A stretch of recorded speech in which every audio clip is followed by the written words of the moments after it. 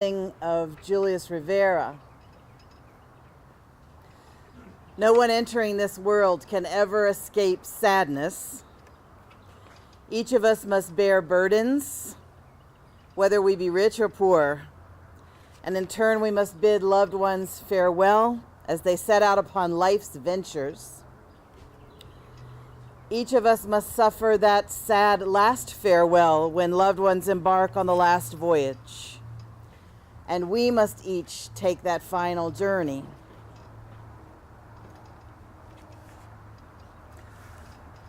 So we're here to celebrate, but first we must be honest with death. We must not pretend that it is less than it is.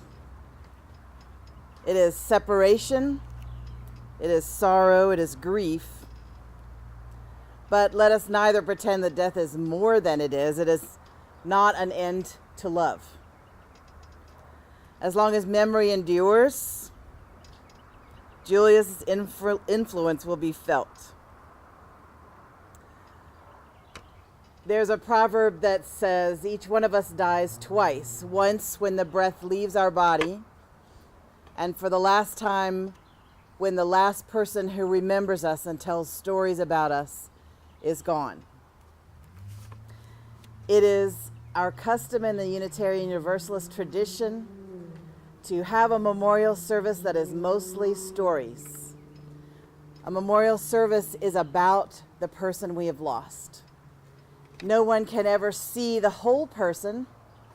We all know different parts of a person, and so we share stories to keep that person alive and to get to know him better even after he's gone.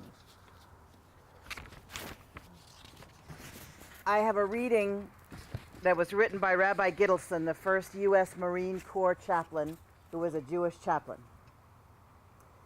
You have a part in this reading. When I pause, you say, "We remember them." In the rising of the sun and in its going down, we remember them. In the blowing of the wind and in the chill of winter, we remember them. In the opening of the buds and in the rebirth of spring, we remember them. In the blue of the sky and the warmth of summer, we remember them. In the rustling of the leaves and in the beauty of autumn, we remember them. In the beginning of the year and when it ends, we remember them.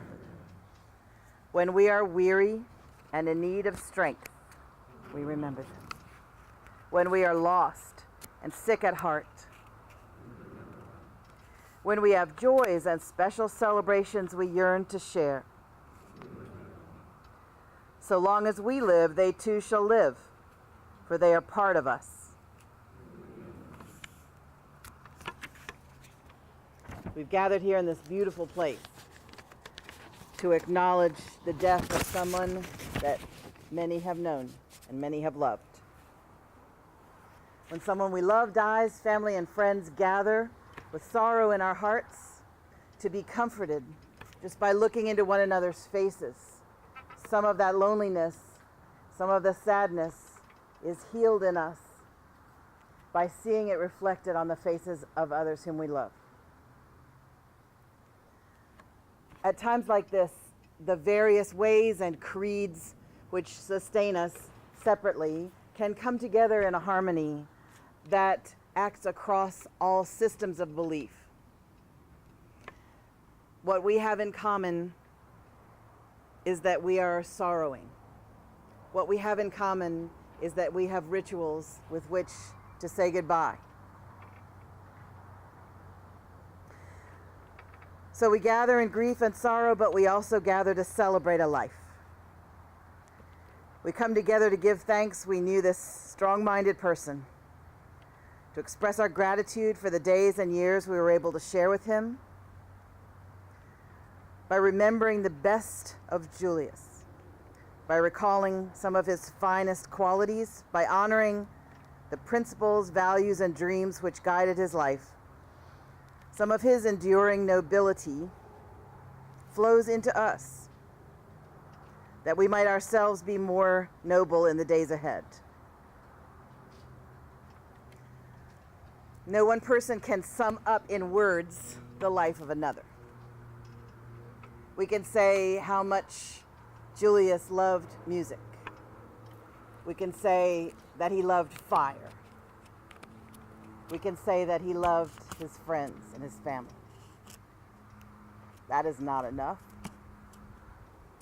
And so it is time to listen to some members of his family speak about him in this time as we listen and picture Julius.